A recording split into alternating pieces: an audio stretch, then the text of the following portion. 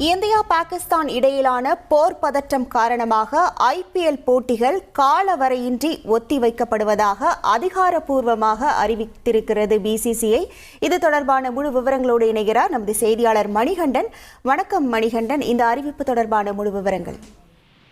வணக்கம். IPL 2025 போட்டிகள் இறுதி கட்டத்தை எட்டியிருக்கக்கூடிய இந்த நிலையில இருநாட்டு எல்லையில கிட்டத்தட்ட போர் பதட்டம் என்பது நிலவி வருகிறது.